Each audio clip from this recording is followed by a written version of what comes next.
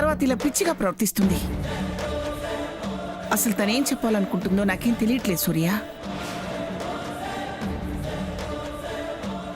ఇంకా తెలిసేదేంటి అత్తయ్య గారు? అమ్మో అమ్మో అమ్మో, ఎంత పని చేసింది. అందుకే అత్తయ్య గారు ముక్కు మొహం తెలియని వాళ్ళని ఇంట్లోకి రానివ్వకూడదంటాను. మీరే వినలేదు.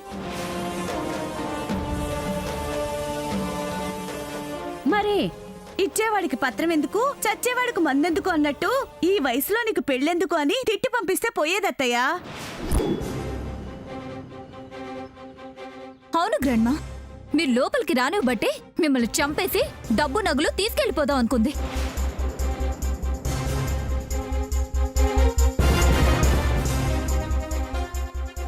ఇంకాపు.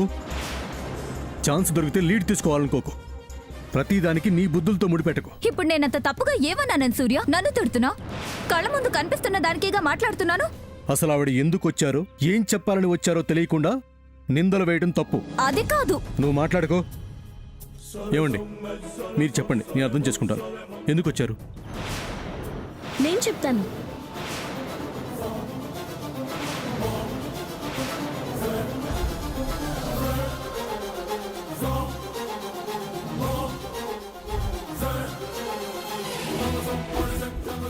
ఏంటి సార్?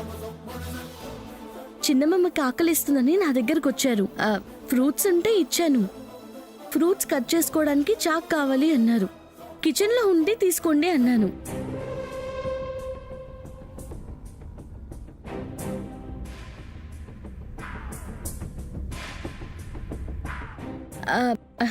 అమ్మమ్మ రూము వీళ్ళ రూమ్ ఎదురుగానే కదా.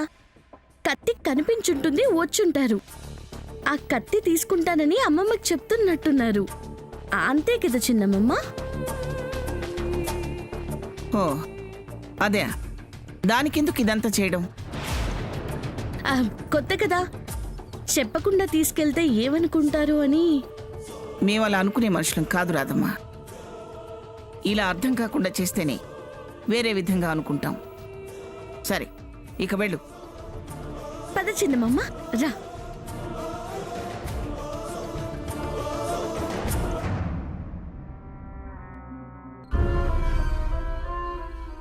నాకెందుకో ఈ క్యారెక్టర్ మీద అనుమానంగానే ఉంది గ్రాండ్మా. అందరూ నీలా ఉండరని చెప్పాను కదా. వేళ్ళు పడుకో. నేను మంచిదాన్ని సూర్య. అందుకేగా నువ్వు దేనితో మొదలయ్యావు అదే నీకు మిగులుతుందని చెప్పాను. నువ్వు చెప్తే జరుగుతుంది సూర్య. 100% జరుగుతుంది. వెళ్ళి పడుకో. సరే, మీరు వెళ్ళండమ్మా.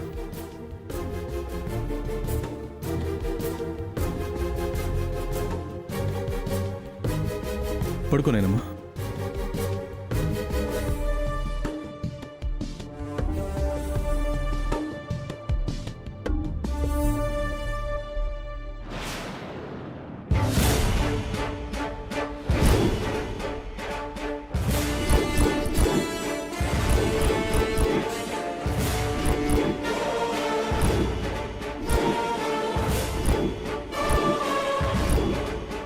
రంగడు, నీకు చెప్పిందేంటి, నువ్వు చేసిందేంటి? ఎందుకు ఇంత పిచ్చిగా ప్రవర్తించా? ఏమైందమ్మా? ఏం చేశాడు? డైరెక్ట్ గా అమ్మమ్మ రూమ్కి వెళ్ళి నిజం చెప్పడానికి ప్రయత్నించాడు చింతాతయ్య. ఏంటమ్మా నువ్వు చెప్పేది? అవును చింతాతయ్య, రంగడు చెప్తుంది అమ్మమ్మకి అర్థం కాకపోవడంతో కత్తి తీసుకొచ్చి చక్రధర్ నన్ను పొడిచాడు. చక్రధర్ తాతయ్య పీక నొక్కి చంపేశాడని ఆవిడికి అర్థం అవ్వాలని యాక్ట్ చేసి చూపించాడు.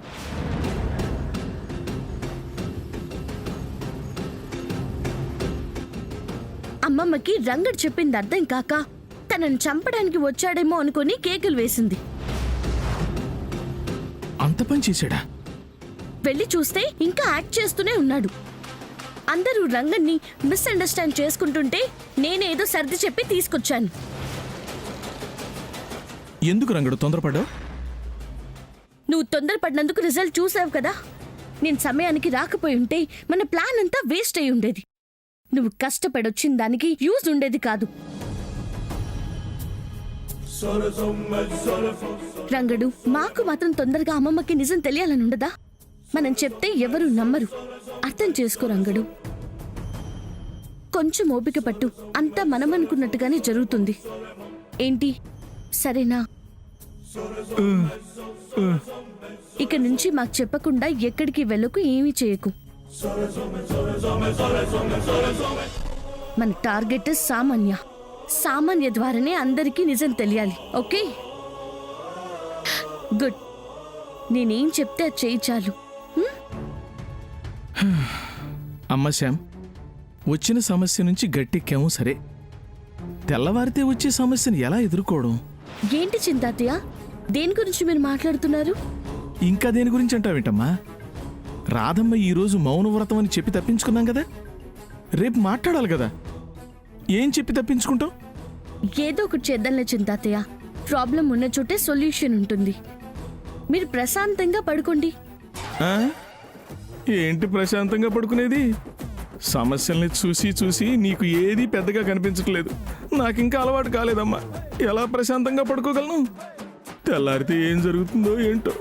భగవంతుడా, ఈ గండం నుంచి మమ్మల్ని గట్టెక్కించవయ్యా.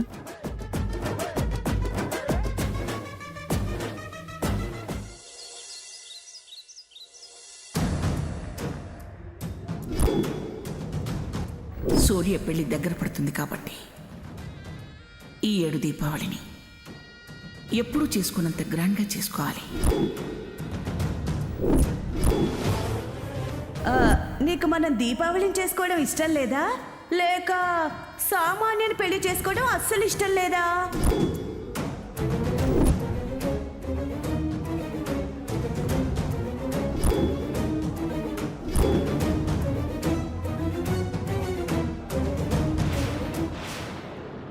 సూర్య, సూర్య, సూర్య,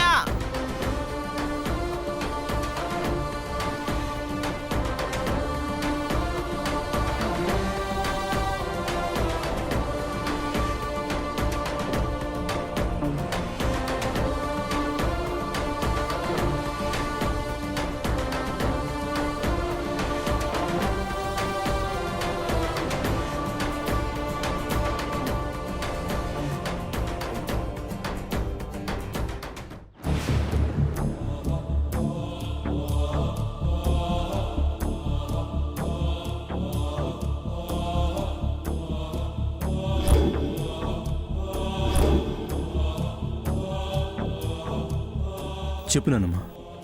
ఈ 7 దీపావళిని గ్రాండ్గా చేయాలని నీకు చెప్పాను, గుర్తుందా? గుర్తుంది నాయనమ్మా. గుర్తుంటే సరిపోదురా,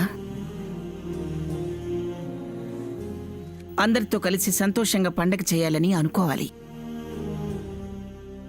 ఆ ఉద్దేశం నీకుందా?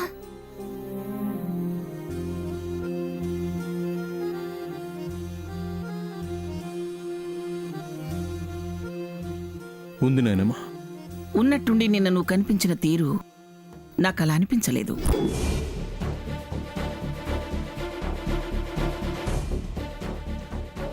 అందుకే సూర్య, మళ్ళీ అడుగుతున్నాను, ఇప్పుడు చెప్తున్నాను, పెళ్ళనేది బొమ్మలాట కాదురా. తీసుకున్న నిర్ణయానికి నువ్వు కట్టుబడి ఉండాలి. ఏది ఎలా జరగాలనుంటే అలా జరుగుతున్నాయనమ్మా. విధి రాసిన రాతను ఎవ్వరం తప్పించలేం కదా. తప్పిపోయిన ముప్పుని తిరిగి పొందాలనుకోవటం కూడా తప్పే అవుతుంది సూర్య. తప్పుల్ని మనోడు ఎప్పటికీ చేయండి ఆయనమ్మా. సరే, చెయ్యవని అనుకుంటున్నాను, చూద్దాం. సరేరా, ఎల్లుండే దీపావళి. ఈ 2 రోజులు ఆఫీస్కి వెళ్ళొద్దు. మన వంశానికి ఉన్న ఆచారం ప్రకారం నరకాసురుని వధతోనే దీపావళి పండుగ ప్రారంభం కావాలి. మీ తాతగారున్నప్పుడు అన్నీ ఆచారం ప్రకారమే జరిగేవి. ఆయన పోయాక వాటిని నేను మర్చిపోయాను. ఎంతో కొంత దానివల్ల కూడా ఈ ఇంట్లో ఇంత అశాంతి కలిగిందని నేను అనుకుంటున్నాను. అందుకే సూర్య, ఈ సంవత్సరం నుంచి మనం వదిలిన ఆచారాన్ని మళ్ళీ ప్రారంభించాలి.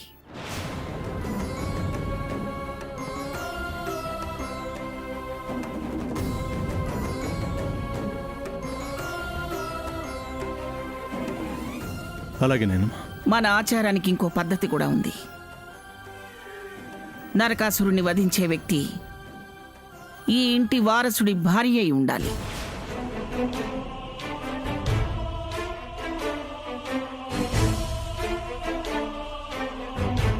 తన చేత ఈ కార్యక్రమం జరిపిస్తే ఆ భార్య భర్తలిద్దరూ ఏ అరమరికలు లేకుండా కలకాలం సంతోషంగా ఉంటారు. నరకాసురుని వధించే సత్యభామ నీ భార్య. తన చేతే చేయించాలి. నేను రెడీ గ్రాండ్మా. నువ్వు రెడీ అయ్యి ప్రయోజనమే ఉంది సామాన్య.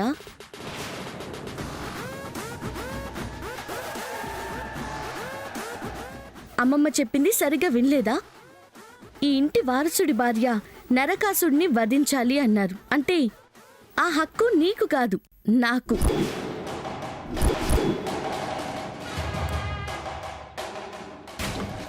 నీకెలా హక్కుంటుంది? సూర్య నిన్నేమైనా పెళ్లి చేసుకున్నాడా? జీలకర్ర బెల్లం పెడితే పెళ్ళైపోయినట్టేనని గొప్ప గొప్ప వాళ్ళు చెప్పినప్పుడు విన్నావు కదా.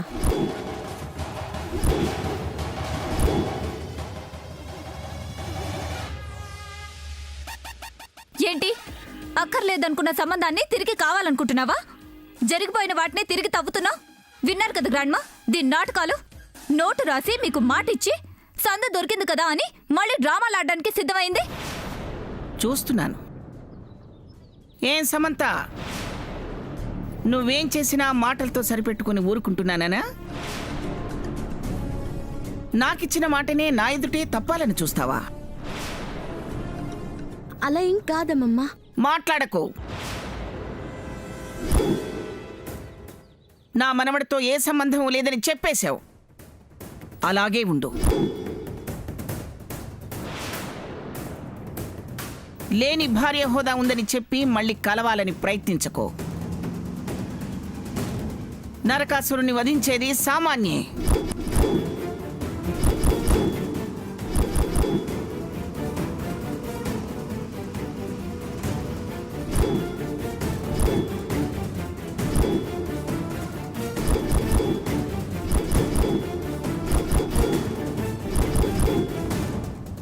మాట తప్పితే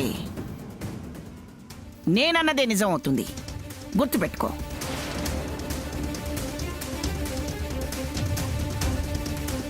నానమ్మ, నువ్వన్నది మర్చిపోకూడదు కదా. నువ్వన్న మాట తప్పకూడదు కదా. ఏమిట్రా నువ్వు అనేది? నేనే మాట తప్పాను? మనకున్న ఆచారం ప్రకారం నా భార్య చేతనే కదా నరకాసుడి వధ జరిపించాలని చెప్పావు. నా భార్య అంటే శ్యామే కదా.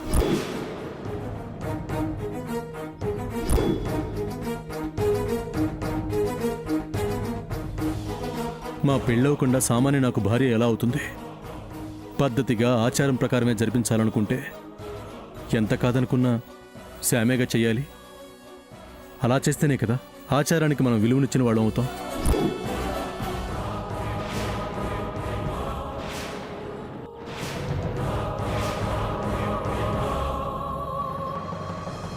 ఎన్నో ఏళ్ల తర్వాత చేస్తున్నాం. మళ్ళీ చేసిన దాంట్లో లోటుపాట్లు ఉండకూడదు కదా నాయనమ్మా. నాన్న సూర్య, లోటుపాట్లనేవి ఏముండవులే. సామాన్యకి నీకు నిశ్చితార్థం అయిపోయింది. నిశ్చితార్థం అయినా కూడా సగం పెళ్ళైనట్టే కదా. ఇప్పుడు తను నీకు భార్య కిందే లెక్కరా. కాబట్టి సామాన్య చేతుల మీదుగా నరకాసురుడి వధ చేయొచ్చు.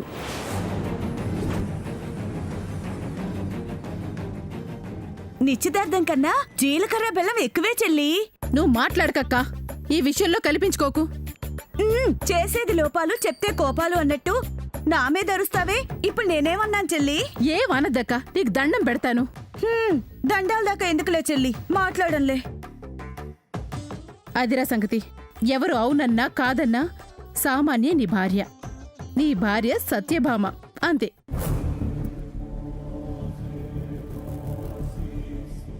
ఇదే జరుగుతుంది. జరగాలి.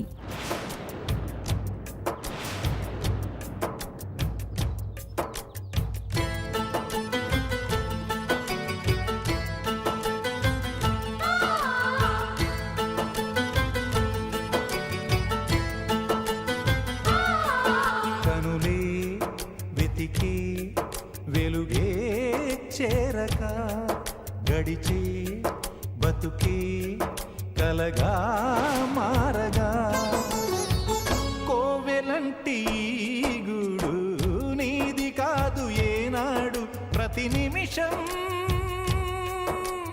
భారమైన పావురమా. కనులే వెతికి వెలుగే చేరక గడిచే బతుకే కలగా మారగా. అర్థమైంది కదా?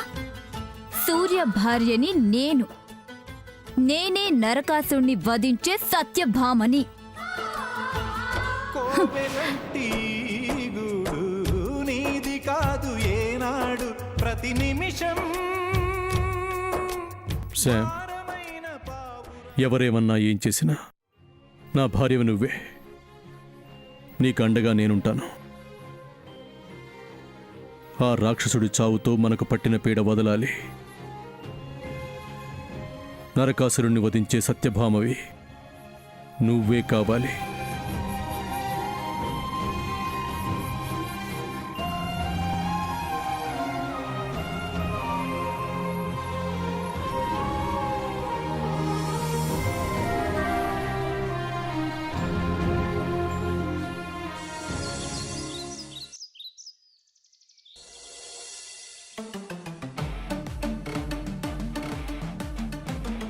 చింతాతయ్య,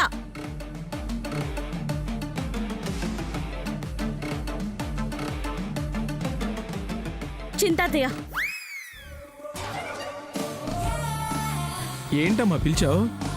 నేను అమెరికా వెళ్ళిపోతున్నాను చింతాతయ్య. అవునా? నువ్వు అమెరికా వెళ్ళిపోతున్నావా? నన్ను ఇంట్లో హర్ట్ చేశారు చింతాతయ్య. నేను ఇంకా ఇక్కడ ఉండలేను, అమెరికా వెళ్ళిపోతున్నాను.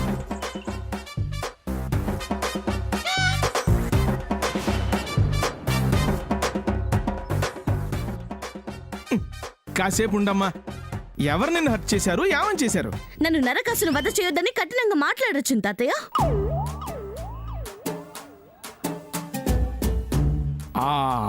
అవునా?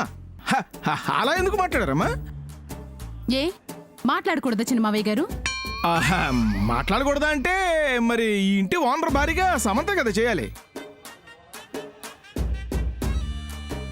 సూర్యకి భార్యని నేను, సమంత కాదు.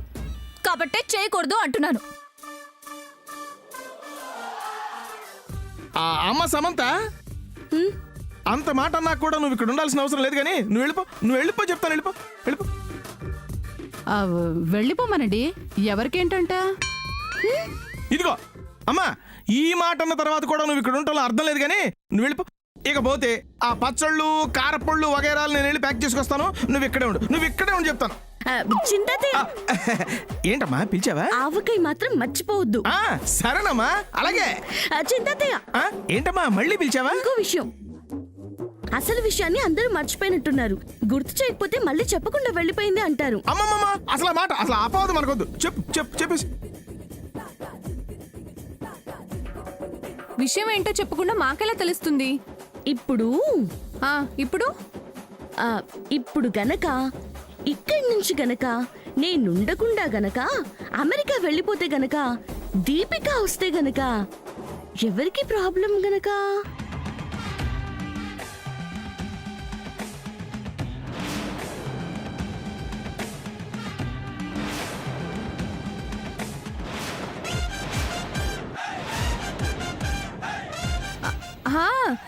గుర్తొచ్చింది సముద్న. నువ్వు లేకపోతే సూర్యాని దీపిక అరెస్ట్ చేసి జైల్లో పెడుతుంది.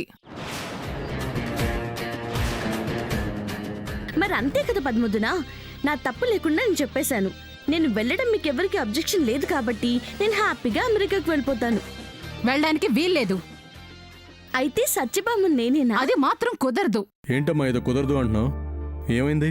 చూడరా ఈ పిల్ల, నరకాసురుని వద్ద చెయ్యొద్దన్నామని చెప్పి అమెరికా వెళ్ళిపోతానని బెదిరిస్తుంది. వెళ్ళనివమ్మా, వాళ్ళ ఊరే కదా. ఏంటి వాళ్ళ ఊరే కదా? సమంత ఇక్కడ లేకపోతే దీపిక నిన్ను అరెస్ట్ చేస్తుంది. 2 రోజుల నుండి వచ్చేస్తుందిలే. నీకు పోలీసులు ఇచ్చిన గడువు 2 రోజులే కదా సూర్య. మరే వెళ్ళటానికి వీల్లేదు అంతే. లేదు, నేను వెళ్తాను.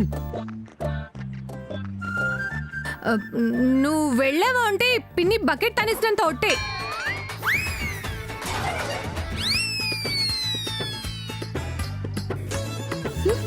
పద్మదున, నువ్వు వెళ్ళొద్దు సముద్న. సూర్య కోసం కాకపోయినా ఇదిగో పిన్ని కోసమైనా ఉండు.